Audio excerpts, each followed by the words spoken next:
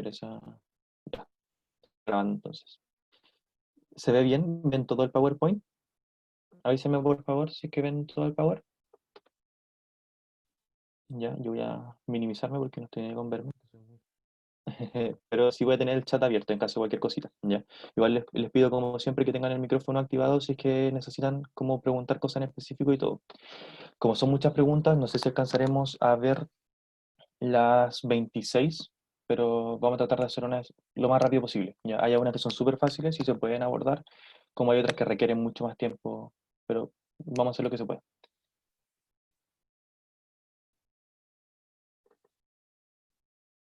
Ya, esa es la 55. Dice, en el siguiente sistema, H2 gaseoso más I2 gaseoso, una flechita que va para los dos lados, ¿cierto? Genera 2HI gaseoso con un delta H de menos 11 kilojoules. Primero, ¿puedo sacar algo de información? Traten de recordar siempre las cosas los tips que yo les he ido dando tanto en clases como en el WhatsApp, ya porque hay tips que siempre les puede ir sirviendo. ¿Hay algo que ustedes puedan rescatar solamente de ese esquema que yo les comenté? ¿Solamente de esa reacción química? ¿Hay algo que ustedes ya puedan ir deduciendo?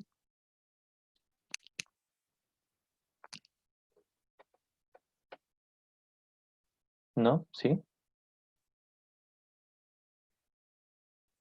¿Hay alguien o sea, hay algo que le llame la atención? Por ejemplo, hay una doble flecha. ¿La doble flecha significará algo o está ahí porque es bonita, no? Eso significa como que se puede volver o no, Muy bien. Es que una como reacción, se llama de tipo, ¿la conoces? bilateral. Es mucho más fácil, reversible, ¿ya? Una reacción de tipo reversible. ¿Qué quiere decir eso? Que puede ir hacia los productos, como los productos se pueden convertir en reactantes. Ya es una reacción reversible. Tal como decía Jorge en el chat, no cambia de estado. Eso es algo súper importante. ¿Ya? Una reacción que ocurre todo dentro del mismo estado. En este caso son todas gaseosas. Es súper importante también tenerlo siempre en cuenta lo de los estados. ¿Ya? Si no sale, la gran mayoría suele ser gaseoso. Ya cuando no sale, como qué estado corresponde. ¿Ya? Pero la idea es que siempre en todas las preguntas salga. Obviamente creo que hay algunas que no van a salir porque no viene al caso como preguntar eso en específico. Sin embargo, cuando sí influye en algo, está anotado el porqué, ¿cachai? Está anotado el por qué es gaseoso. En este caso, influye que sea gaseoso porque quiere decir que sí son del mismo estado. Y ahí entra en juego lo que es el delta H. ¿Alguien sabe lo que es el delta H?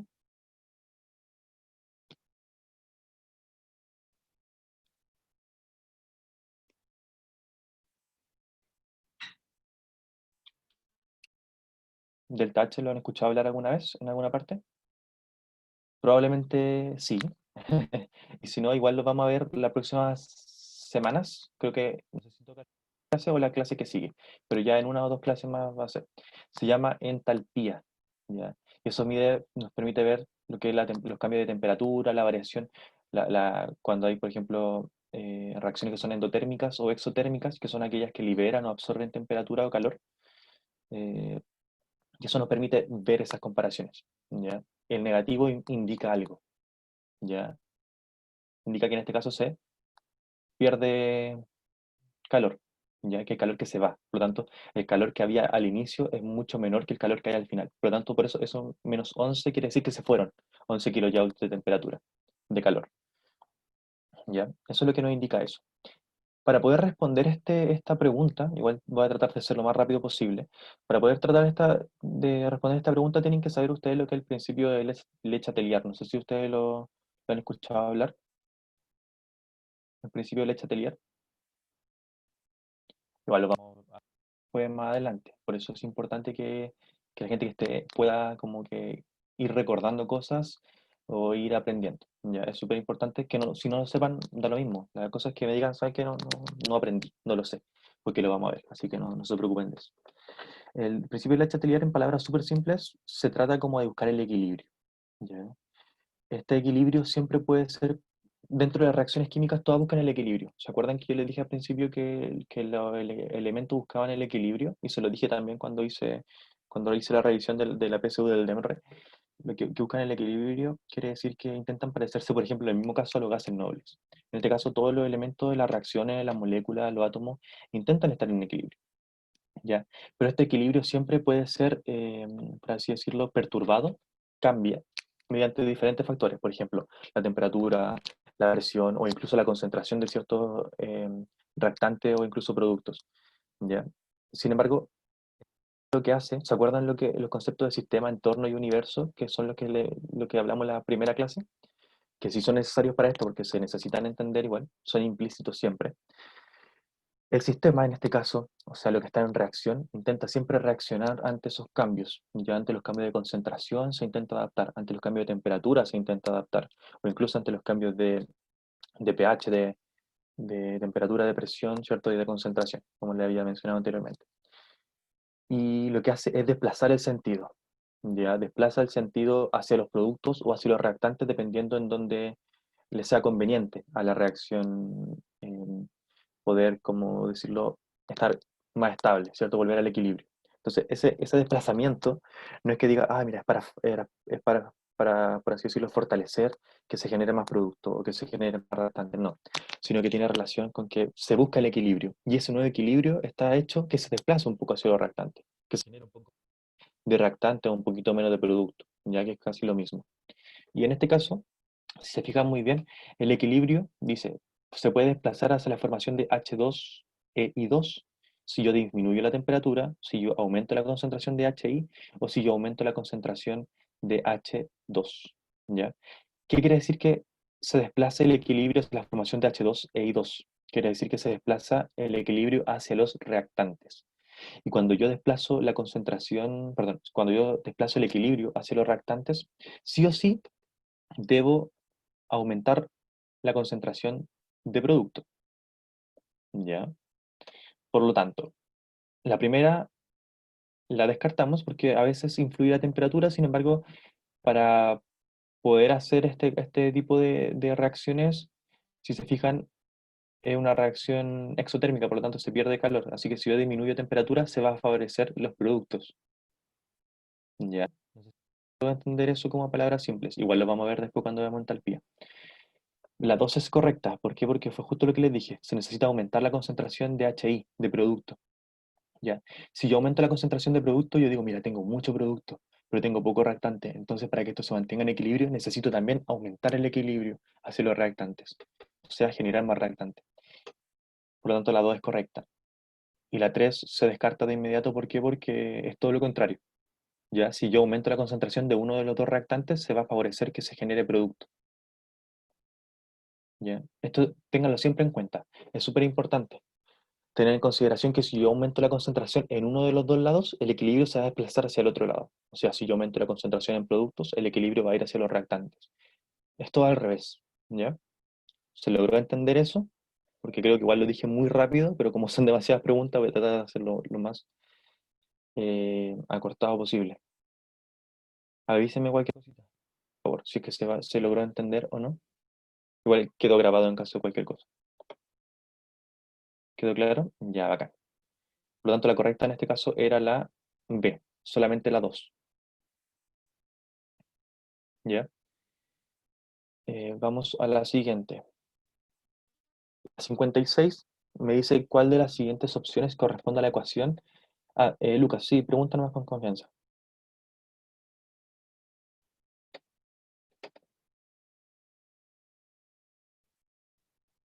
Dice, pregunta si la entalpía negativa es una reacción, sí, es una reacción de tipo exotérmica, ya, porque quiere decir que liberó calor hacia el espacio, hacia el... Ahí hay que acordarse a los conceptos que yo vi de sistema, entorno y universo. Ya, eso lo vamos a pasar igual en 1 o 2 semanas más, pero sí, ese es como el gran spoiler de esta semana. La 56 me dice cuál de las siguientes opciones corresponde a la energía libre de Gibbs. Esta netamente es que ustedes se la aprendan, ¿ya? No sé si ustedes se la saben, ¿alguno de ustedes sabe cuál es la correcta?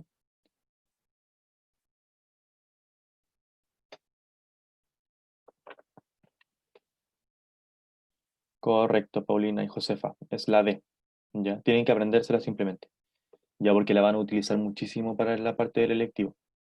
Yo quise abarcar lo más posible, entonces creo que no puse ninguna pregunta en específico de energía libre de Gibbs, Sin embargo, igual intenté como abarcar a toda la materia posible para que todos ustedes pudieran aprender de diferentes formas. ¿Ya? El 56, en este caso era la D. Esa es la fórmula correcta de la energía libre de Gibbs. La 57 me dice, ¿cuál de los siguientes compuestos son isómeros del ácido pentanoico?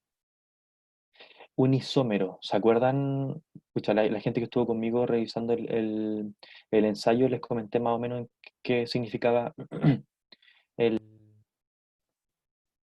el tema del isómero. ¿Ya? Iso viene de igual y mero viene de forma, es como que tiene la misma cantidad de molécula, por ejemplo. Entonces, para yo poder saber cuál es isómero de cuál, simplemente tengo que contar todos los carbonos que hay, todos los hidrógenos que hay, todo. No, no, no, los Z no es necesario, eso viene con los isótopos. ¿Ya? Que ahí es una diferencia muy grande que se ve en común. Ya lo que son los isótopos, isóbaros o isótonos. ¿Ya? En este caso son isómeros. Todo lo anterior, lo que le mencioné, lo que te mencioné de isótopo, isóbaro e isótono, tiene que ver con átomos. ¿Ya? Por ejemplo, el carbono 14 con el carbono 12. ¿Ya? Esos son isótopos. En cambio, estos son isómeros, porque los isómeros vienen relacionados directamente a la molécula como tal. ¿Ya? No hay dos moléculas que sean isótopos. Hay dos moléculas que son isómeros. ¿Ya? Ahí uno se confunde igual con los nombres porque son casi todos iguales, pero esa es la diferencia. Isómero directamente relacionado con el tema de la molécula. Que las moléculas son iguales, o sea, tienen la misma cantidad de carbono, la misma cantidad de hidrógeno, la misma cantidad de oxígeno, etcétera, etcétera. Así que netamente aquí tenían que contar. ¿Ya? Esta pega igual se las dejo para que ustedes la puedan observar, porque como para poder abarcar todas las preguntas, vamos a tratar de hacerlo lo más cortito posible. Sin embargo, la correcta en este caso sería la D, la uno y la 3. ¿Ya? Pero tienen que contar solamente cuántos carbonos tienen, cuántos hidrógenos tienen, cuántos oxígenos tienen. No te preguntan ningún tipo de isómero en especial, solamente te preguntan cuáles son isómeros. ¿Ya? O sea, cuáles tienen los mismos carbonos que el primero, que el ácido pentanoico. ¿Se entendió eso? ¿Sí o no? Ahí me avisan cualquiera. Sí, profe. Ya, gracias. Gracias, chicos. Participen lo más rápido posible para tratar de ir viendo todas porque hay algunas que son eternas. Ya, la primera me gusta harto. Esa se la dije incluso en clase, creo. ¿Cuál estructura es el ácido carboxílico? O no se la demostré de esta forma, pero sin embargo sí le hice un ejemplo muy parecido. Creo que fue para el ensayo. Ya, pero da lo mismo. La estructura del ácido carboxílico es algo que ustedes deben recordar siempre, siempre, siempre. Ya, un ácido carboxílico siempre se ubica en el extremo. Así que voy a tratar de anotar acá de inmediato. Yo descarto de inmediato las que tienen dos R's. Ya, esta la descarto y esta la descarto. ¿Por qué? Porque un ácido carboxílico siempre va en un extremo. Es decir, solamente está unido a un puro R. ¿Ya? Cuando ya hay dos R's, uno a cada lado de la estructura del grupo funcional, ya lo descarto. La última, ¿por qué la descartaría? Ustedes ya conmigo la vieron en la primera clase. ¿Qué grupo funcional corresponde? ¿Alguno se acuerda?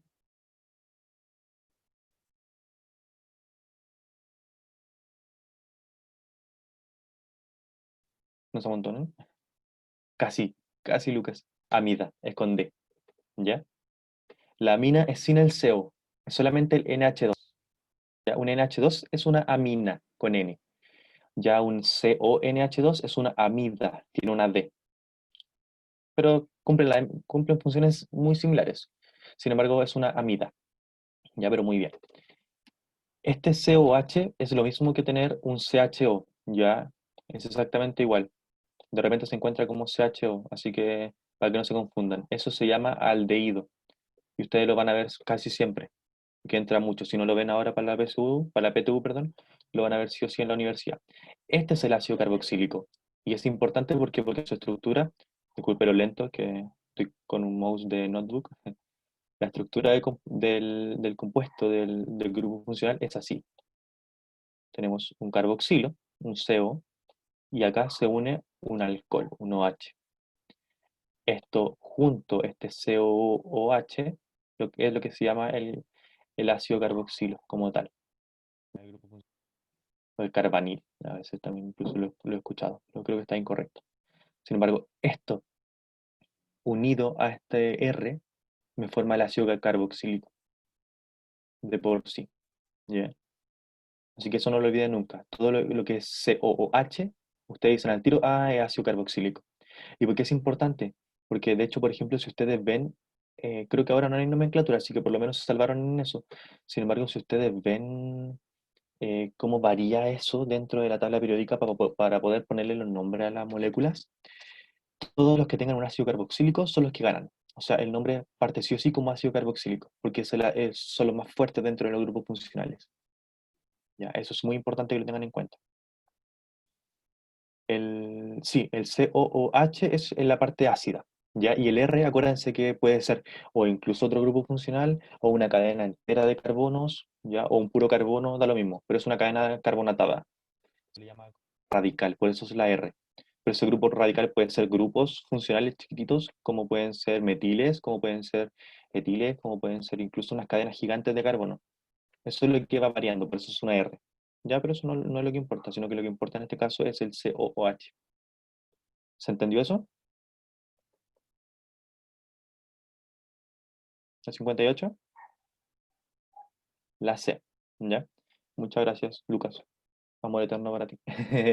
Eso, intenten comentar nomás, cabros, porque para no sentirme tan solo, adolorido y solo encima. La 59 dice, en términos generales, ¿qué tipo de enlace químico presenta un mayor punto de fusión?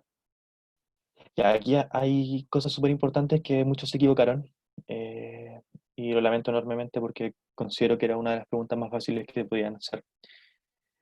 ¿Por qué? Porque acá hay trampas. Hay, por ejemplo, el A, que es unión de Van der Waals, o enlaces de Van der Waals, o puentes de Van der Waals, ¿cachai? También se puede conocer. Y los puentes de hidrógeno son fuerzas que se llaman fuerzas intermoleculares, ¿ya? ¿Cuál es la diferencia entre un enlace intermolecular con uno intramolecular? Un intermolecular es uno que está dentro, ¿ya? Perdón, me confundí. Un intermolecular es aquel que está entre moléculas, ¿ya? Ahí sí. Inter es entre y intra es dentro. Eso es lo importante. Los intermoleculares son los que están entre las moléculas. Por eso se llama inter. Es como traducirlo directamente. Que ahí se confunde porque son muy parecidas las palabras. Inter es, de nuevo, para que no se confundan, inter es entre las moléculas. Por ejemplo, los puentes de hidrógeno los encontramos muchas veces en el agua, ¿cierto? Todas esas moléculas de agua, cuando se unen, por ejemplo, en un vaso de agua, esas que se forman a la tensión superficial y todo, puente de hidrógeno, que son fuerzas intermoleculares débiles, ya, pero que mantienen unida a las moléculas como tal. Sin embargo, las moléculas que te permiten el tema del punto de fusión, lo que ves o con mucha fuerza, son aquellas que son intramoleculares. Esas son las que están dentro de la molécula. Ahí están los enlaces covalentes, los covalentes polares, apolares, ¿cierto? Los enlaces metálicos, los iónicos. Esos son los que influyen dentro del punto de fusión. Mientras más fuerte sea ese tipo de enlace, más fuerte va a ser el punto de fusión. Va a costar mucho más que se dividan, que se disuelvan esos enlaces. Y la pregunta del millón. ¿Ustedes saben lo que es un enlace covalente y un enlace iónico? ¿Se acuerdan que para que sea un enlace u otro existe una regla que tienen que pasar por un numerito? No sé si lo han pasado alguna vez en el colegio o no.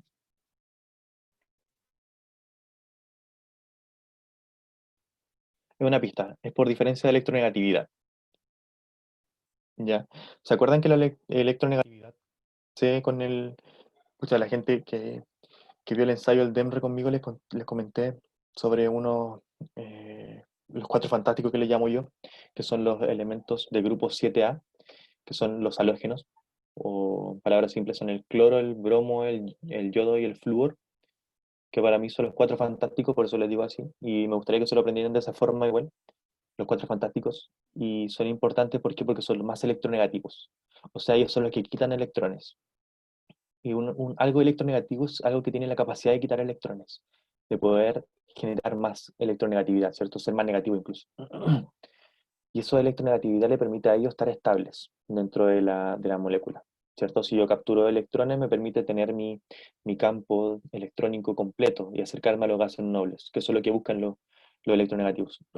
Mientras que está los electropositivos, que son los que dan electrones.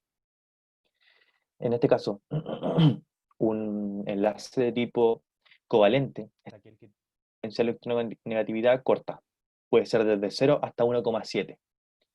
¿Ya? Los ceros son los covalentes apolares, por ejemplo, un enlace entre carbono y carbono, mientras que un enlace covalente polar es aquel que hay diferencia de polo, pero no tan fuerte, por ejemplo, un carbono-oxígeno. Mientras que un enlace iónico es un enlace que hay mucha diferencia de electronegatividad. Por lo tanto, es un enlace en donde hay una diferencia de electronegatividad mayor a 1,7, como es una sal, como el cloruro de sodio, por ejemplo, en donde el cloro es mucho más electronegativo que el sodio, por lo tanto le quita su electrón. Y el enlace metálico se da en los metales solamente, en la unión entre metales. Entonces, son metales iguales, por lo tanto están en el mismo lugar de la tabla periódica. Por lo tanto, no hay mucha diferencia de electronegatividad. Con ese tips y esa pista que le acabo de dar, ¿cuál creen ustedes que es el tipo de enlace que presenta mayor punto de fusión?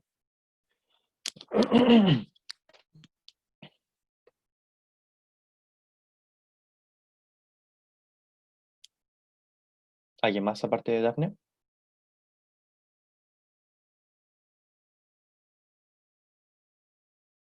¿Alguien que piense diferente?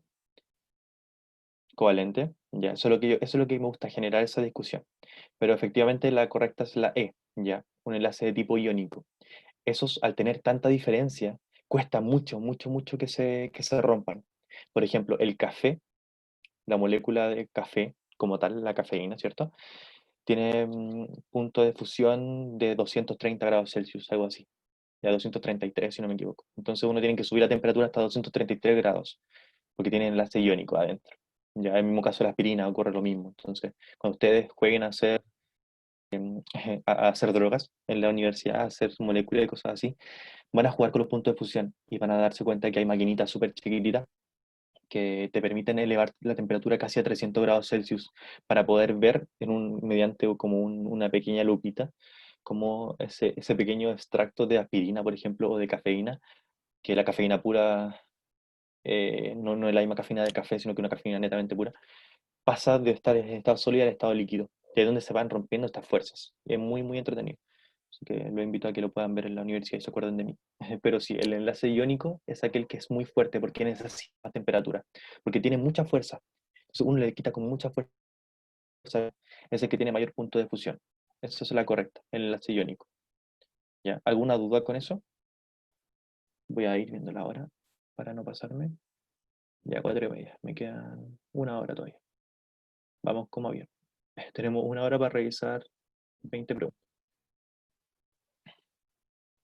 Le damos ¿no? Entonces. La 60. Ya, esta es larguísima. Ya, así que no la voy a explicar del todo, pero chicos, les voy a dar la correcta, que es la alternativa C, y acá les di cómo hacerlo paso a paso. Ya, me di la flojera, por así decirlo, bueno, decir la baja, pero ya la dije, de hacer paso a paso cómo se hace todo este experimento, ya, esta reacción.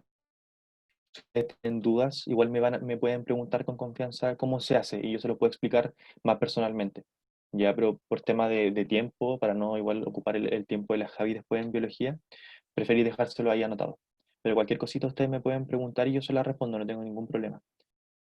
Ya, pero aquí se las dejo. Y creo que está lo mejor explicado que pude. Ya intenté hacerlo con palabras y todo lo más tranquilito. Obviamente al final, esta parte de la ecuación cuadrática no la hice porque es muy larga la ecuación cuadrática, pero es algo que ustedes deberían saber porque es matemática. Ya, esa de menos b más menos raíz de, ¿cierto? Creo que todos se la saben. Y la van a utilizar en la universidad, así que apréndanse. Por último, tatúensela. ¿Ya? Yo pensé tatuármela muchas veces, pero la van a utilizar harto en la universidad, así que tienen que aprendérsela. Aunque no les guste, lamentablemente, para química analítica, por ejemplo, se utiliza mucho para el tema de análisis de datos. Si ustedes quieren trabajar en análisis de laboratorio y cosas así, o quieren ser químico farmacéutico, o quieren ser profe, como yo incluso, tienen que dominar el tema de la analítica, por lo tanto tienen que dominar el tema de la ecuación cuadrática, que es algo que se utiliza bastante. Pero eso con respecto a esta materia. Igual les dejé aquí la alternativa correcta, ¿cierto? Y el cómo se hace, para que puedan verlo paso a paso. La 61. eh, Acá también hay trampa en la 61. ¿Ya? Muchos se equivocaron porque no leyeron. Y esto es importante, que lean. Yo le voy a dar una pista siempre. Lo primero que deben hacer cuando ustedes vean una reacción como esta del... Ah, mira, tengo, la verdad que tengo el spotlight. ¿Todos ven el cursor, cierto?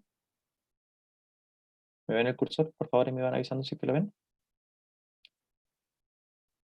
¿Alguien ve el cursor? Listo, gracias, Constanza. Chicos, cada vez que vean la reacción, lo primero que deben hacer es ver si está equilibrada o no. ¿Ya? Si está equilibrada, pueden seguir respondiendo. Si no está equilibrada, no pueden responder. ¿Por qué? Porque todas las respuestas están hechas para que uno se equivoque. Por lo tanto, la respuesta correcta de eso está hecha. De hecho, está colocada acá dentro de una de ellas. De hecho, sería esta, si uno lo ve a simple vista. ¿Ya? Así que hay mucha gente que puso la A y se equivocó por lo mismo. Sin embargo, para que ustedes puedan correctamente, deben sí o sí equilibrar la ecuación. ¿Cómo lo equilibramos? Hay una regla que es como equilibrar los metales, los no metales, el oxígeno, el hidrógeno, que se la voy a enseñar con el tiempo. Sin embargo, en este caso, como hay solamente dos compuestos, primero se equilibra el carbono y después el oxígeno. El carbono, si se fijan acá, tienen uno y aquí también tienen uno. ¿Es necesario equilibrarlo? No, está listo. ¿Ya? El oxígeno acá tengo uno, dos, tres, y aquí tengo dos. Chuta. ¿Qué necesito hacer con el oxígeno entonces? Equilibrarlo. ¿Qué puedo hacer con el oxígeno para equilibrarlo? Mira, aquí puedo poner un 2, por ejemplo. ¿Ya? Siempre hay que tirarse numeritos chicos primero. ¿Ya? Aquí genero 2, entonces ya tengo 4 oxígenos y aquí tengo 3. Chuta, necesito agregar uno. ¿Dónde podría agregar un 2? Acá, por ejemplo, ¿cierto? ¿Ya? Uno lo hace por el método del tanteo, también se conoce, o del tonteo. 2. Entonces aquí yo tengo, igual tengo dos carbonos también, y aquí tengo dos carbonos. Entonces equilibro completamente. No era tan difícil eso, ¿ya? Y ahí recién yo voy a ver cuáles son las correctas. La constante de equilibrio es una constante en donde se coloca arriba los productos elevados a sus coeficientes estequiométricos y abajo los reactantes también con su coeficiente estequiométrico como elevado. Ya, siempre, creo que en este caso, como están todos en gaseoso, todos se colocan acá. Ya, sin embargo, hay excepciones que solo voy a mencionar cada vez cuando estemos dentro del- de la materia propiamente tal. Eso, ¿alguna duda con respecto a esto? Al equilibrarlo por último, si va surgiendo dudas me van diciendo. Entonces, en este caso, ya equilibramos. ¿Cuál será la correcta?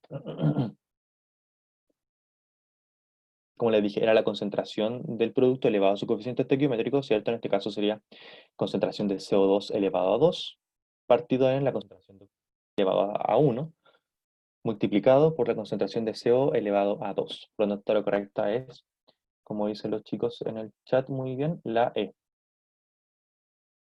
¿Ya? ¿Se entendió eso?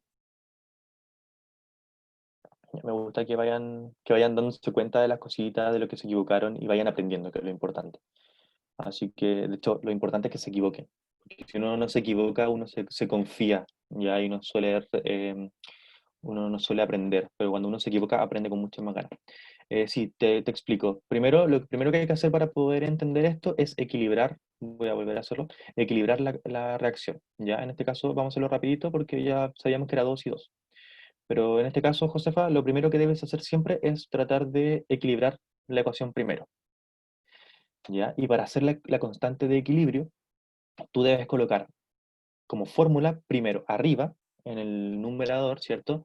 La concentración del producto elevado a su coeficiente estequiométrico, y abajo van las concentraciones de los reactantes elevado a su coeficiente estequiométrico. Ya todo se multiplica. O sea, si yo tengo acá 2, por ejemplo, es la concentración de CO elevado a 2 por la concentración de O2 elevado a 1 en este caso, porque no tiene coeficiente estequiométrico.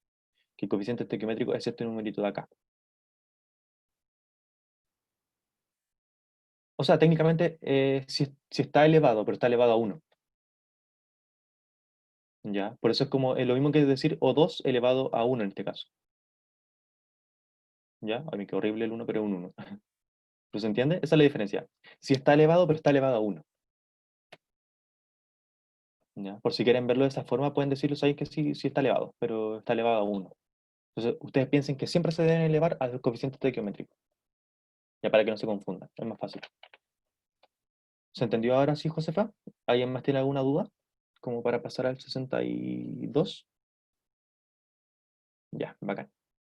Igual cualquier cosa, como les digo, si tienen alguna duda en especial con algún problema, me pueden hacer las consultas por interno y yo se las voy a responder. Ya, pero por tema de tiempo, obviamente tenemos que hacerlo lo más corto posible porque es de la más larga. Tengo que resolver 26 preguntas, entonces igual complica un poco. Ya, la 62 es fácil, era regalada. Y la 63 igual. La 62 es tan fácil que probablemente ya sepan cuál es la correcta, sin necesidad de leer otras. ¿Sabes lo que es algo alcalino? Primero, aquí si alguien quiere activar el micrófono para que dialoguemos y conversemos un poquito, se agradecería. Porque estoy con un dolor de espalda. Cuéntenme de sus vidas. Yo estoy con un dolor de espalda gigante. Y estuve enfermo del colon, así que no. Por suerte no hicimos clase la semana pasada. Eh, de hecho, es todo lo contrario, José. José, tiene que ver con el ácido, pero lo contrario, es la base. ¿Ya? Está lo ácido, que es directamente relacionado a lo ácido, y lo alcalino, que está relacionado a la base. ¿Ya? Todo lo que sea pH alcalino quiere decir que es un pH básico. ¿Han escuchado hablar de algo del cuerpo que tenga, por ejemplo, un pH alcalino?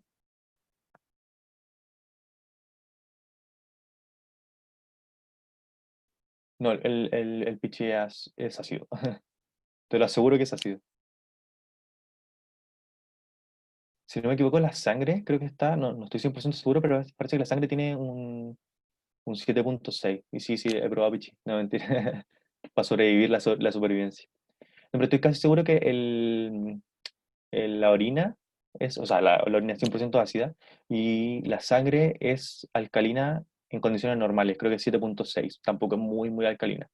Pero, por ejemplo, todos los productos del baño, chicos, todos los productos de limpieza, los jabones y todas esas cosas son alcalinos, ¿ya? Todos los productos de limpieza son alcalinos, los champús, la soda cáustica, todas esas cosas son alcalinas.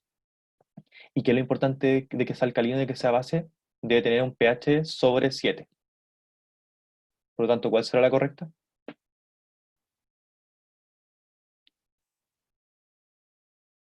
La B, ¿ya? No era necesario recordar otra cosa. Si alguien dice, lo primero que uno tiene que hacer es, ya tiene pH alcalino, pH sobre 7. Punto. Si está, es correcta. Si no está, uno tiene que buscar otras cosas. La concentración de OH no puede ser igual a algo, siempre tiene que ser mayor a algo, en este caso, ¿ya? Pero si la concentración de OH es 1 por 10 elevado a -10, quiere decir que el pH es de 4, por lo tanto es ácido. El cómo hacer eso a la rápida ya se lo voy a enseñar cuando veamos esta parte, ¿ya? Pero para que no tengan que hacer todos los cálculos en la cabeza, pueden hacerlo sin necesidad. De hecho, esto es 5, el de abajo, este, este es el pH 5, este es 4. ¿Ya? ¿Por qué? Porque tanto el OH como el pH tienen que sumar 14. Entonces, si este es 10, su pOH es 10. Por lo tanto, su pH es 4. Fácil. Este, su pH es 5. Porque tienen que ver con el numerito que está acá arriba. ¿Se entiende? Acá su pOH es 8, por lo tanto su pH verdadero es 6, porque tienen que sumar 14, por lo tanto es ácido. Para ver si algo es básico o ácido, tienen que medir el pH, no el pOH. Ya el pOH me indica a mí solamente la concentración de OH que hay. Pero para yo saber si es básico o ácido, sí o sí debo ver lo que es el pH. Ya, ¿cuál de todas las cosas que dije recién, Jorge? Si quieres me hablas así lo... Ah, ya, lo de la D.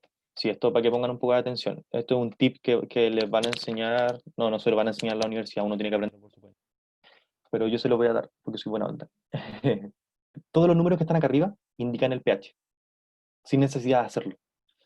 Si esto es -5, el pH es 5, porque es menos logaritmo de la concentración de H, por lo tanto es menos logaritmo de la concentración o sea, menos logaritmo de 1 por 10 elevado a -5. El pH es 5, punto.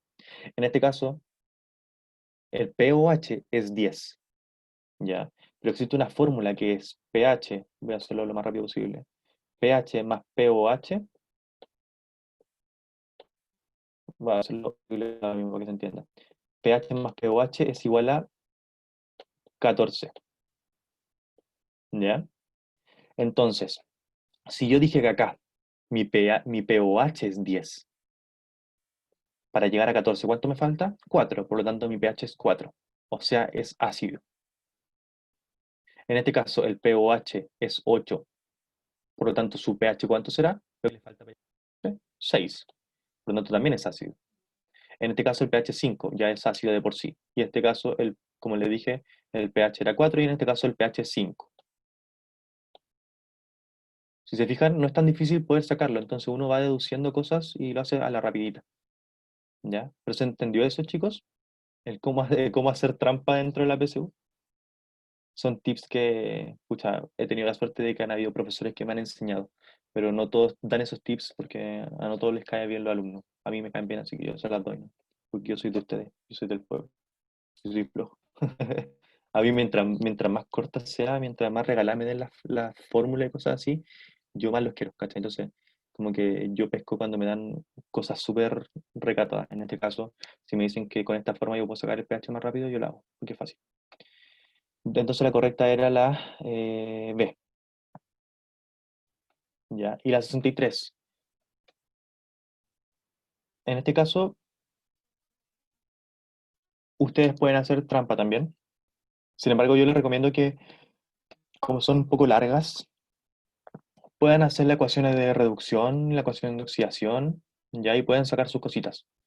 Pero como tenemos poco tiempo, voy a tratar de hacerlo lo más cortito posible. Avísenme si se corta el internet, porque me sale que mi internet está inestable. Sin embargo, en este caso, el cobre está en estado de oxidación cero, ¿ya? ¿Por qué? Porque está solo acá.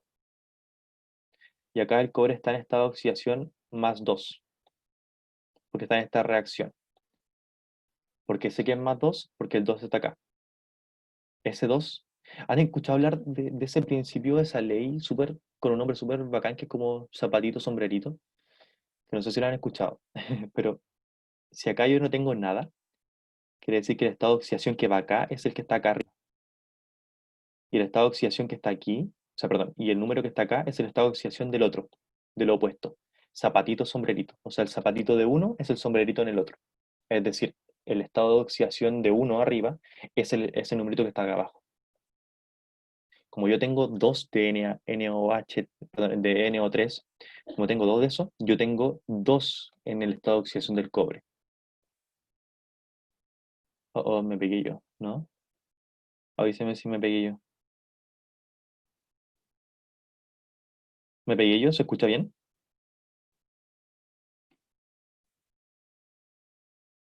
Ya, voy a repetirlo, pero avíseme si se escucha bien. Ya, bacán. Voy a hacerlo esto un poco más grande entonces. Voy a escribirlo acá.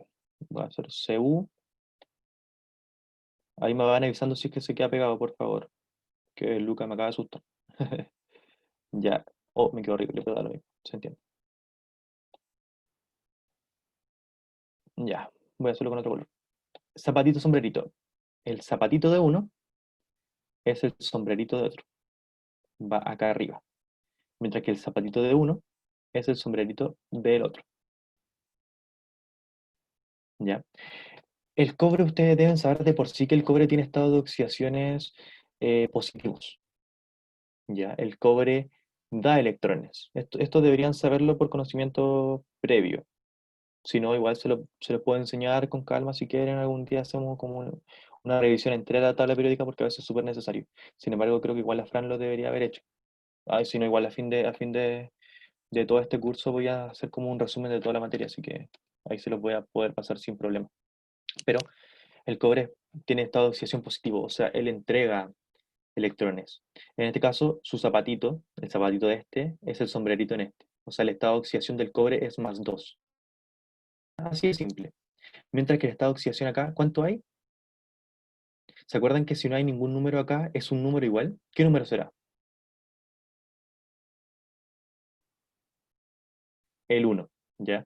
El estado de oxidación de este es menos uno, porque es un nitrato, ¿ya? Es negativo. ¿Por qué? Porque tienen que oponerse y que al final todo esto sea neutro, pues, todo esto de cero. Esto tiene que dar cero, siempre como estado de oxidación porque está estable. Mal. Si ya fuera de una carga diferente, tendría aquí, por ejemplo, todo estaría como en un paréntesis, y aquí tendría una carga X, por ejemplo, que tenga menos uno, ¿ya? Pero en este caso, como no tiene ninguna carga de por sí, es estable, es cero. Por lo tanto, se tiene que neutralizar tanto el caso del cobre como con el nitrato, tienen que dar cero. Y si ustedes se dan cuenta, yo tengo dos nitratos. ¿Por qué? Porque el 2 está multiplicando este nitrato, no multiplica el cobre. Entonces tengo dos nitratos, por lo tanto 2 por menos uno sería menos 2. Yo tengo un solo cobre, que es más 2. ¿Y cuánto es más 2 menos 2? Cero. ¿Ya? Por lo tanto, es neutra la molécula. Lo mismo ocurre con todas las moléculas que son de este tipo. ¿Ya? Ustedes juegan al zapatito sombrerito. Entonces la carga que está acá es la carga que está ahí arriba. Ahora, lo importante de saber por qué, cuál será la correcta de las alternativas que están ahí, es simplemente con una tablita que también se la voy a regalar, chicos, porque no se la pasan en ningún lado y eso me da mucha pena porque de verdad es muy, muy al flojo promedio como yo, que es una tabla que se la imaginan así. Aquí está el cero, acá está el uno, el 2, ya así todos los números hasta el infinito positivo, ¿ya? Acá está el menos uno, ¿cierto? Ya conocen este tipo de recta numérica, ¿cierto? Hasta el infinito negativo. ¿Ya? Me gustaría que ustedes las copiaran. Todos los elementos que pierden electrones, van volviendo su número cada vez más negativo, perdón, más positivo, porque pierden electrones. Ya, o sea, su núcleo va quedando cada vez más positivo. Y esas son las reacciones de oxidación.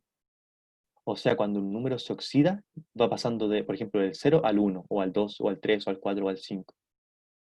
¿Ya? Siempre. Entonces, por ejemplo, yo puedo tener un elemento que está en el menos uno y pasa al cero. Yo digo, ah, pero es que no pasó positivo. No, no importa, se oxidó igual porque perdió un electrón, lo dio. Mientras que aquellos que van, vamos a hacerlo con otro color, mientras que aquellos que van ganando electrones se van volviendo negativos. Disculpe la flecha horrible, pero da lo mismo. Lo importante es el mensaje.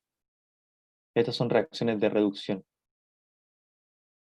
Esto para que ustedes puedan ir conociéndolas, porque a veces son súper necesarias. Entonces, todas las reacciones de oxidación son las que van ganando números, por así decirlo, se van haciendo cada vez más positivas. Entonces van pasando del cero al uno al 2 al 3 al 4 al 5. Mientras que la de reducción van disminuyendo en su número.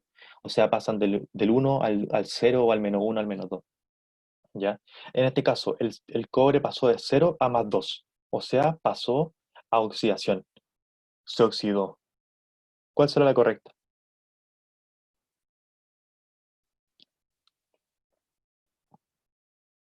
La D. Muy bien. ¿Quedó alguna duda con esto, chicos? Que igual creo que vamos muy, muy lento. Aún así he tratado de ir lo más rápido posible, así que les pido disculpas pertinentes al caso. ¿Se entendió? Sí, ya, gracias, José. Esta tablita, cópienla por mientras, si es que quieren, porque de verdad es muy importante, porque sé que les va a servir tanto para común como para electivo. Ya, es muy, y para la vida diaria. Lo importante son las flechitas de arriba, ya. Más positivos se oxidan y más negativos se reducen. O cualquier cosita va a estar en el YouTube, para que nos vean y podamos ser youtubers. Siempre fue el sueño que todos queremos hacer alguna vez en la vida, pero somos pobres. Ya. El pH de una solución acuosa. Les dije, esta fue una de las que más me decepcionó, porque creo que nadie la tuvo buena. Hasta por las que alcancé a revisar, nadie la tuvo buena. Y lo lamento mucho, porque de verdad era una de las más fáciles. Esta sí que era muy fácil. No había ni siquiera que hacerla. Yo puedo decirle así a simple vista cuál será la correcta. Y con el tip que yo les di delante, ¿ustedes podrían decirme cuál es la correcta sin necesidad de hacerla, solamente viéndola así?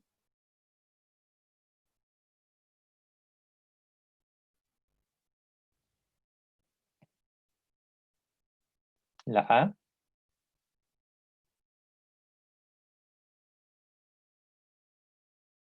¿Tú dijiste la A?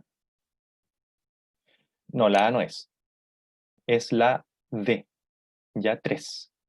¿Por qué? Porque lo primero que tienen que hacer, chicos, es pasar a notación científica este número. Saben pasar a notación científica, ¿cierto? 0,001 es lo mismo que tener 1 por 10 elevado a menos 3. ¿Ya? Es exactamente lo mismo. Entonces, ya con ese tip, ¿qué pH es? 3. ¿Ya? No era tan difícil, ¿ven? Lo importante que tienen que saber, dicen que es un ácido fuerte, ¿ya? Si le dijeran que es un ácido débil, ahí ustedes no pueden hacer esto. Pero como dicen que es un ácido fuerte, ustedes sí pueden hacerlo. Un ácido fuerte es aquel que se disocia completamente dentro del agua. De hecho, el ácido al agua, el ácido se disocia completamente en protones y en NO3 negativo, ¿ya? Se disocian completamente.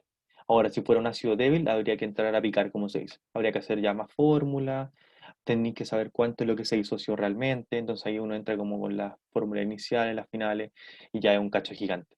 Pero como en este caso me pedía solamente de un ácido fuerte, y probablemente para temas PSU también les pidan temas, perdón, de PTU, también les pidan las fuertes, ya porque la débil requiere de mucho trabajo, de cálculos y cosas que a ustedes no les compete del todo todavía, pero obviamente si se quieren dedicar a la ciencia sí les va a importar. Sin embargo, para temas de PTU, como no se usa calculadora, no pueden hacer cosas muy grandes, ¿cachai? Entonces no le van a estresar mucho con eso. Pero la correcta sería la D, 3, ¿ya? ¿Alguna duda para avanzar al tiro? Que me quedan, chuta, me queda media hora.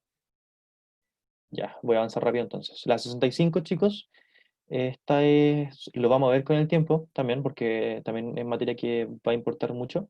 Sin embargo, ustedes deben saber que esto se ve sobre todo en química orgánica, obviamente. Es un proceso que se llama esterificación, ¿ya? Que ustedes están convirtiendo en un éster.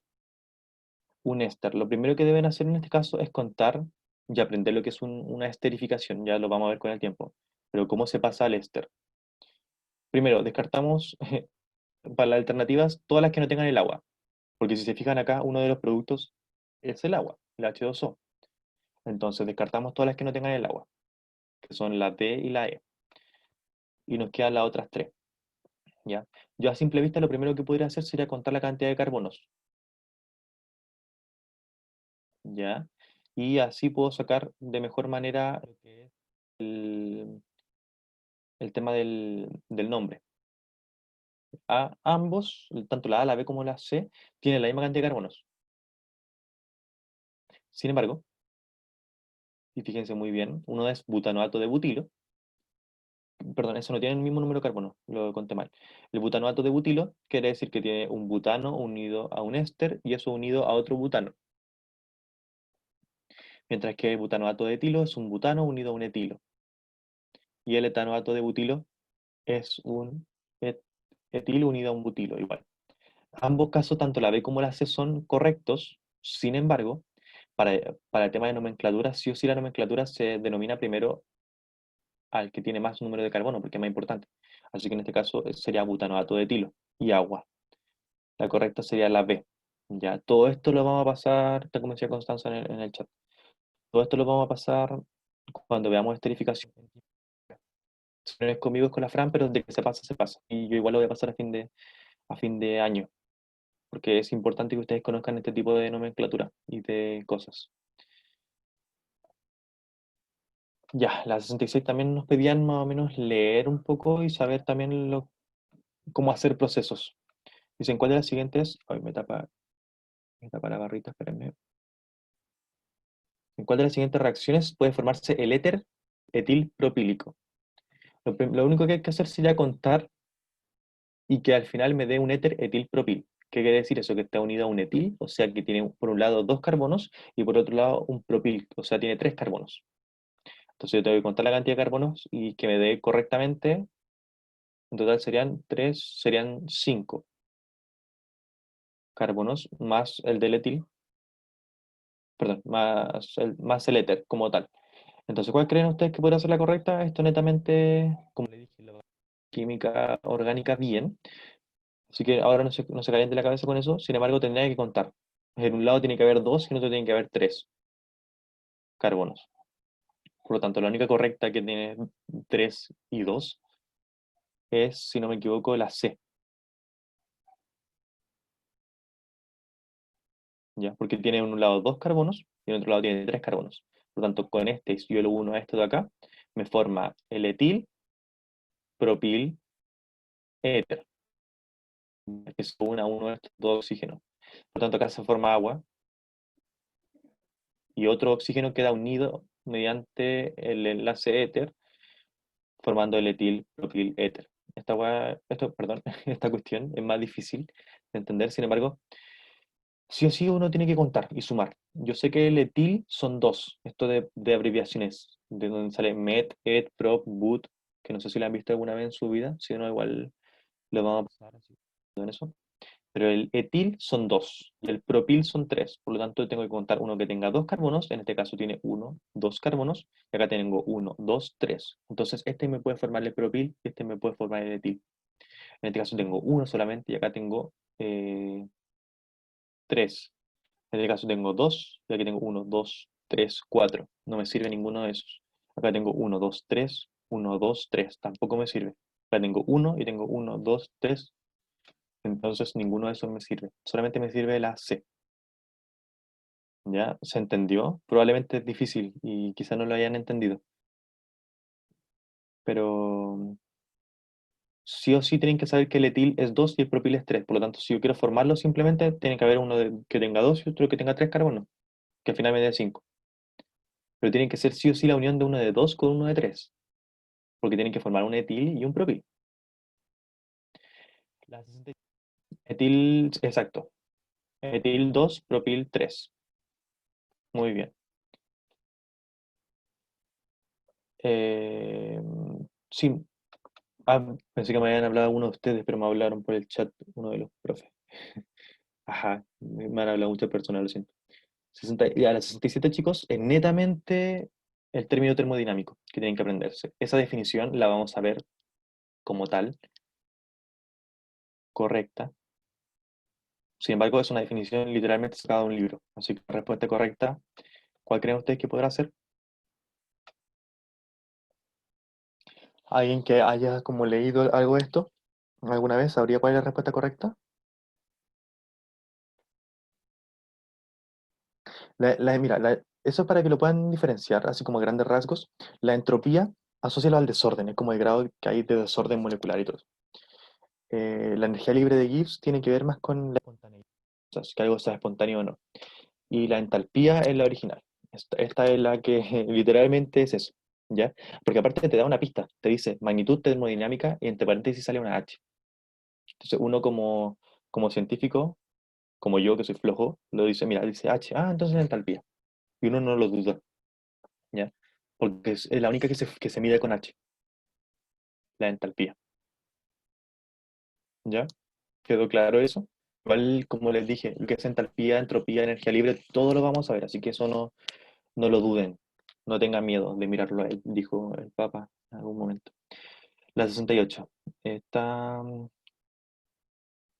si yo agrego un ácido al agua, ¿qué pasa con el agua?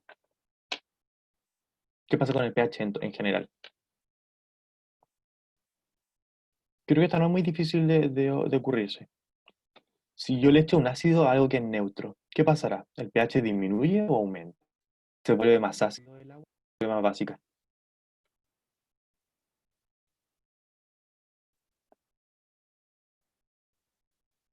Si yo le agrego un ácido al agua, se vuelve más ácido. Por lo tanto, su pH disminuye. Ya, eso acuérdenselo siempre. O sea, la correcta sería en este caso la C. Siempre hay que aprenderse eso. Si yo le agrego ácido al agua, el pH disminuye. Se vuelve más ácido. Porque le estoy agregando ácido. Es como decía el José hace un ratito. Si yo le agrego pichí, el pichí va a ser ácido. Entonces, si yo le agrego pichí al agua, el agua del baño, por ejemplo, va a ser mucho más ácido. Va a hacer comparaciones jugando ahí con la realidad. Pero no tomen pichi, que te puede matar por otras cosas. La 69 dice comparar el etanol con el dimetil éter. Me asegura que son isómeros de función, compuestos polares o el ángulo entre oxígeno y los elementos a los cuales están unidos o sea, cada uno de los compuestos son similares. Ya, esto explicado de usted entender ahora y no lo vamos a pasar, como tenemos poquito tiempo, no lo vamos a explicar en detalle. Sin embargo, sí son isómeros de función, son isómeros que son compuestos polares igual. ¿ya? Porque tienen dos polos que se va a notar mucho cuando los veamos, los vamos a ver, así que tranquilitos. Y vamos a ver también el ángulo que hay entre ellos, ¿sí? ¿Por qué se forman esos ángulos? Todas las moléculas tienen ciertos ángulos. ¿Por qué? Porque no hay moléculas planas, ¿ya? O sea, hay moléculas que son como, que se denomina planas o lineales.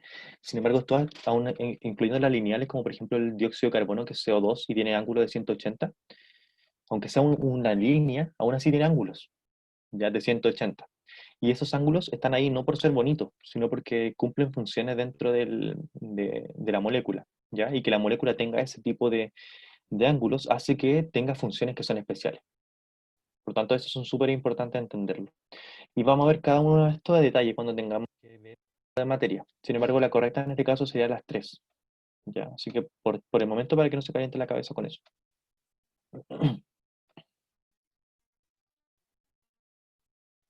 La 70 me dice en qué números cuánticos se diferencia, avíseme si se corta el internet porque sale lo de la conexión inestable, en qué números cuánticos se diferencian el último electrón del átomo de carbono y el último electrón del átomo de nitrógeno. Ya, ustedes aquí deberían hacer la configuración electrónica de los átomos de carbono y de nitrógeno. Sin embargo, como estamos cortito de tiempo, yo le voy a dar una pista, ¿ya? La correcta sería solamente el número magnético, ¿ya? Es decir, la M.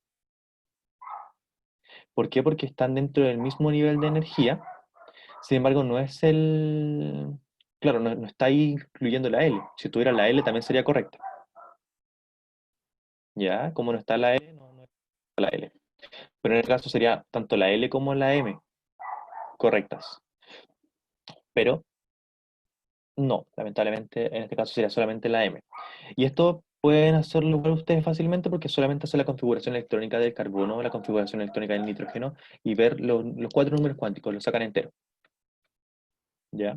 Y ahí con eso se pueden dar cuenta, ¿ya? Pero solamente se diferencian en el M y en el L, en este caso, pero el L no está. Ahí se escucha el tema del perro. Perdón, solamente se diferencian en este caso en el M, ya que es el que está ahí señalándose. Tienen el mismo número de spin, de hecho, si ustedes lo hacen. Y tienen también el mismo número N, el mismo nivel de energía. Pero la única que se diferencia en este caso, la única correcta, perdón, que se diferencia sería el M.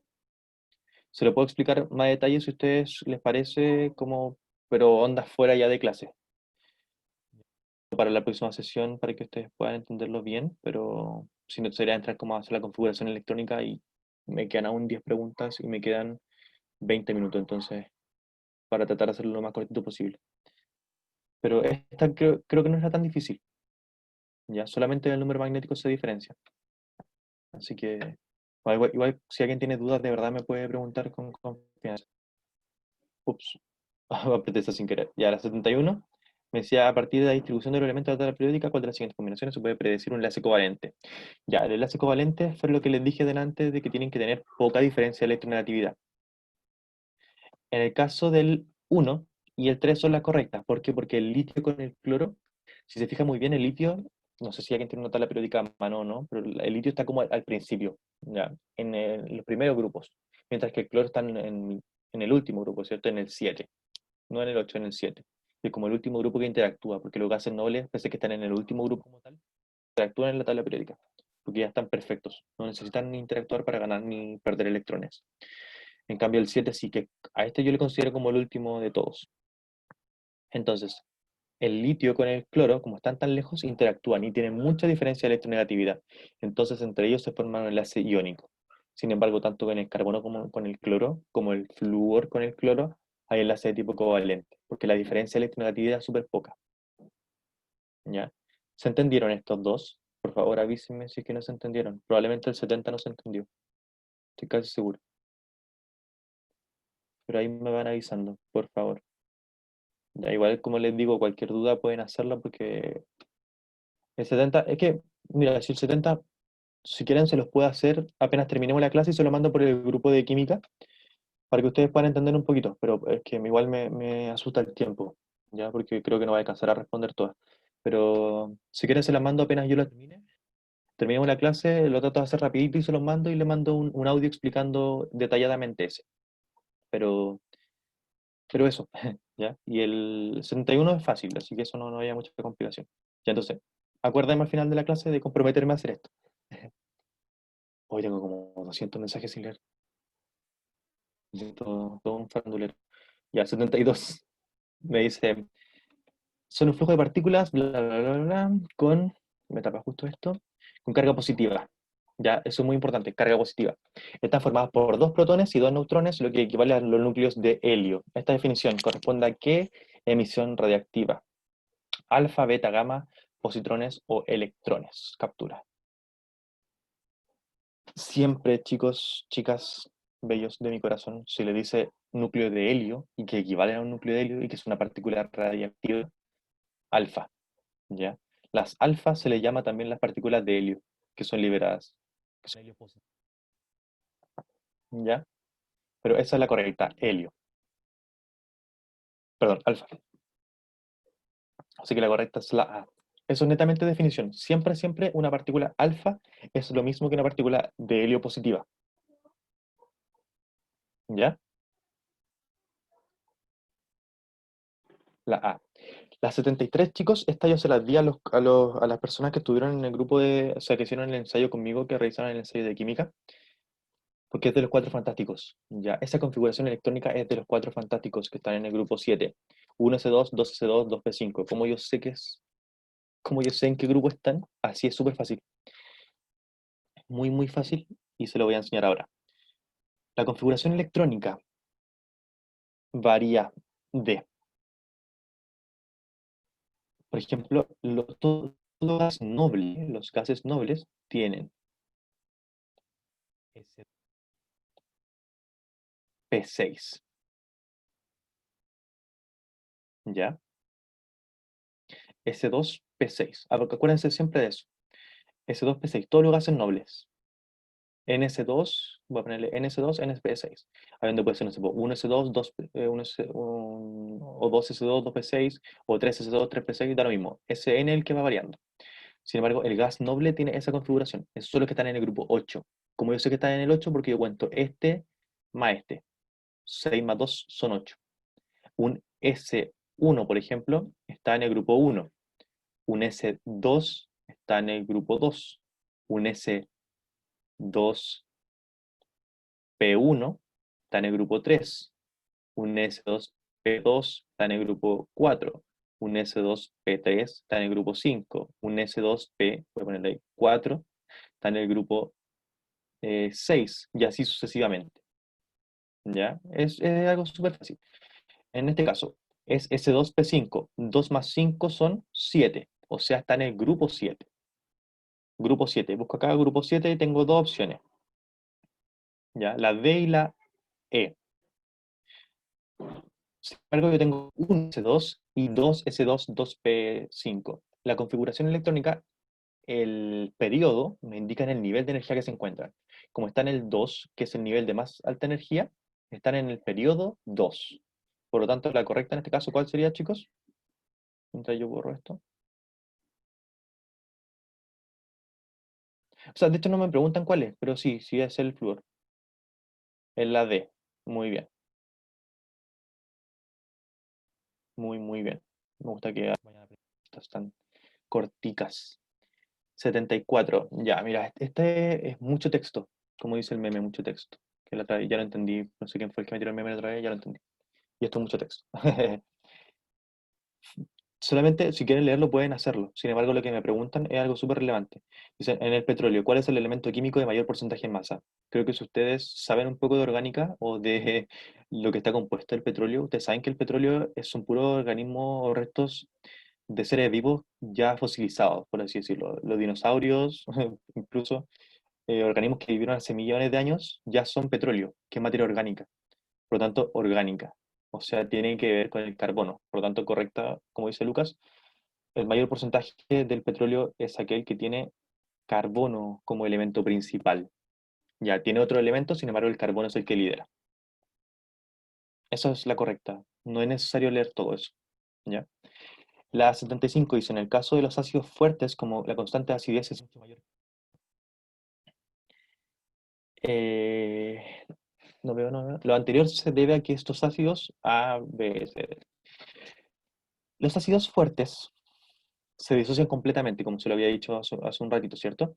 Esto quiere decir que liberan por completo sus protones, ¿ya? Dentro de su estructura, por lo tanto se dividen, liberan sus protones y liberan sus aniones, sus iones negativos. Entonces, ¿cuál será la correcta?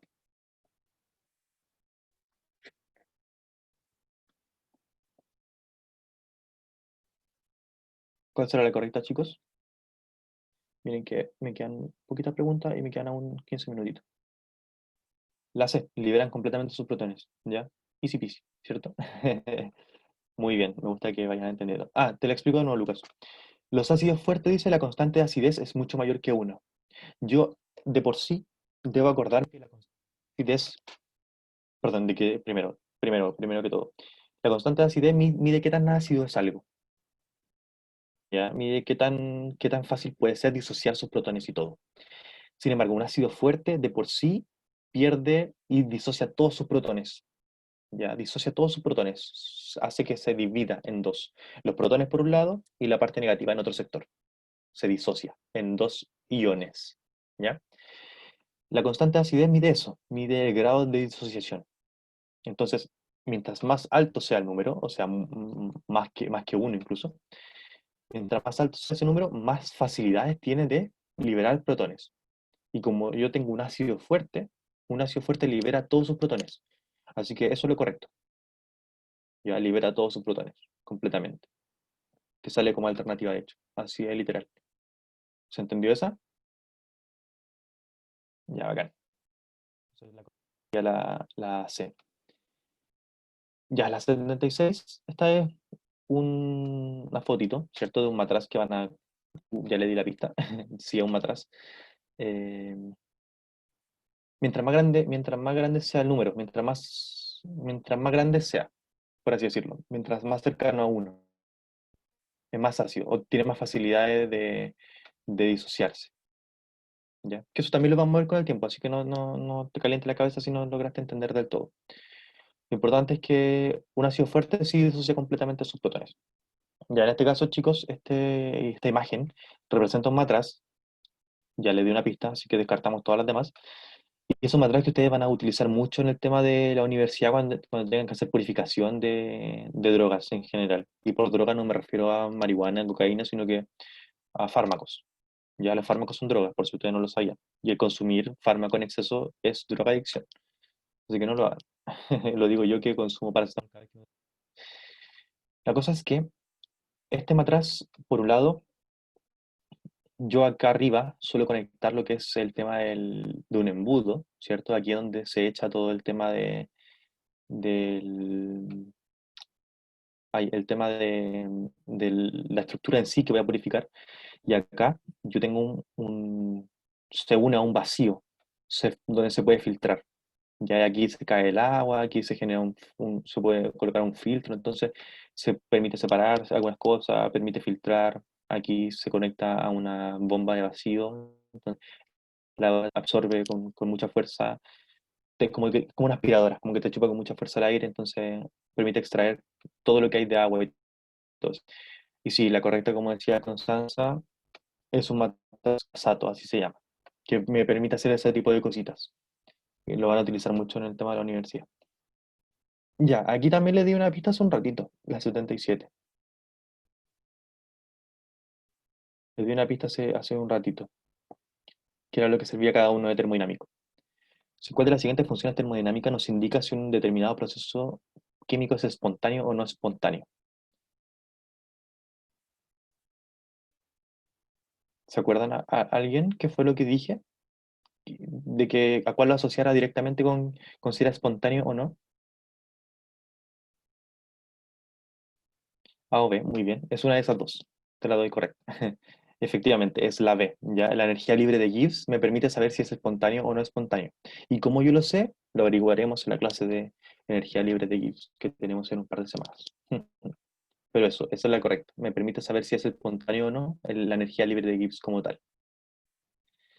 Ya la 78 es larga también, igual que una de las primeras que mostré. y tampoco se la voy a explicar ahora por tema de tiempo.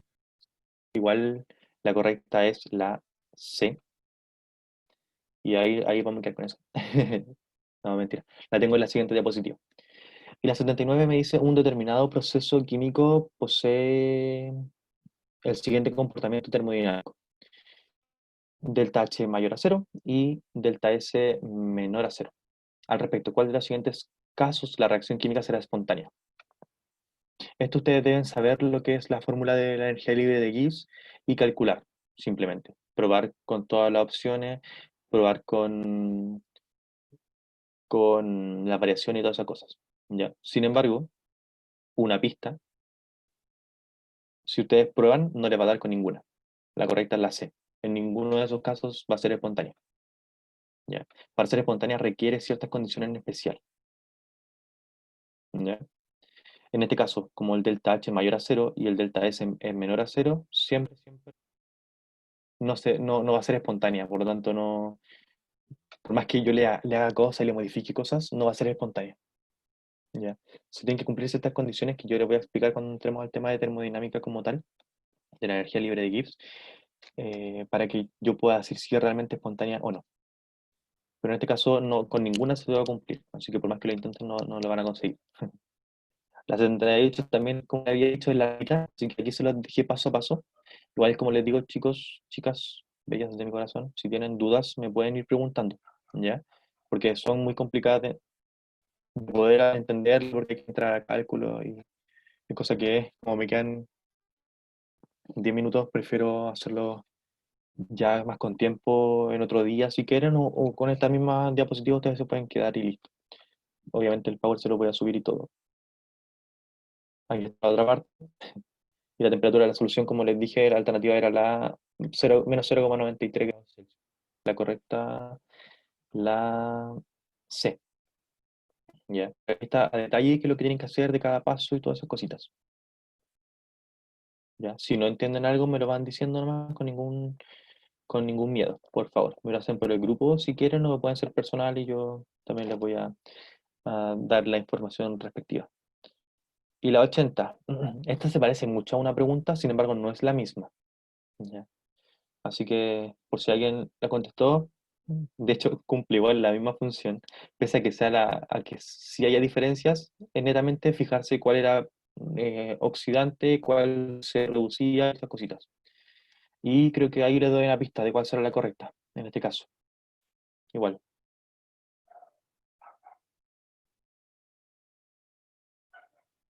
Porque acá lo único que hay que hacer es complejizar un poquito más la cuestión, ¿cierto?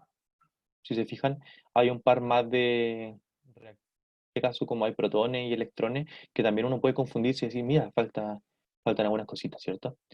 Aquí, tal como dice Lucas, falta n. Por lo tanto, ¿qué es lo que podríamos hacer? Tratar de equilibrar, ¿cierto? Equilibremos entonces. Eh, ¿Qué equilibraríamos? A ver, ya que nos quedan unos minutitos, traten de ayudarme ustedes. ¿Cómo equilibraríamos esta reacción? ¿Dónde coloco algún número? Tengo 2n acá, por lo tanto, ¿dónde puedo colocar? Aquí, ¿no? Voy a colocar un 2. ¿Se estabilizó o falta algo todavía?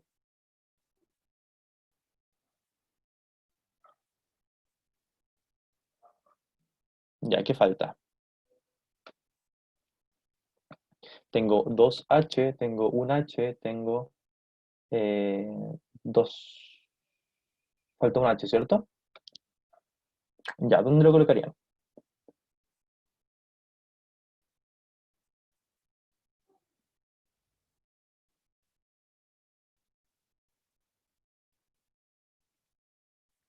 En el agua. Ya, coloquemos dos en el agua. Esto es lo importante porque apenas, esto es lo que me gusta de este tipo de reacciones, porque si yo hago acá, se desconfigura todo de nuevo. Entonces uno tiene que volver a empezar. Eso es lo chistoso de este tipo de configuración electrónica.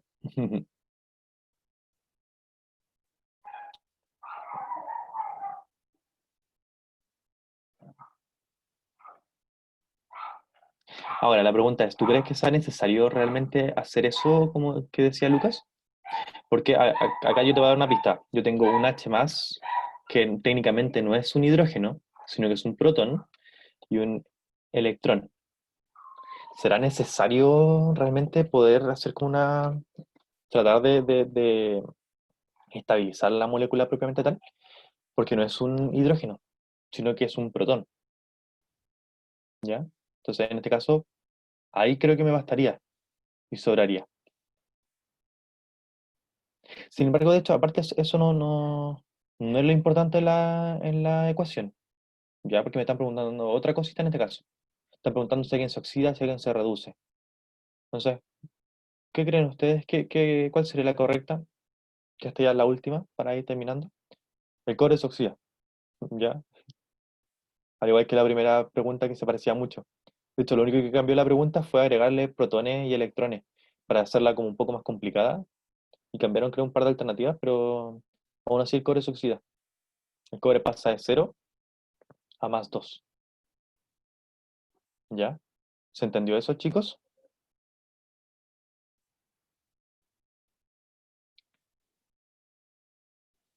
Eso, son pillerías que uno va. Ya. Entonces el cobre se oxida, ¿cierto? Muy bien. Ya. Ahí terminamos la clase. Voy a dejar de grabar. Pero, chicos, antes de que yo me vaya, voy a parar esto un poquito. Los quiero invitar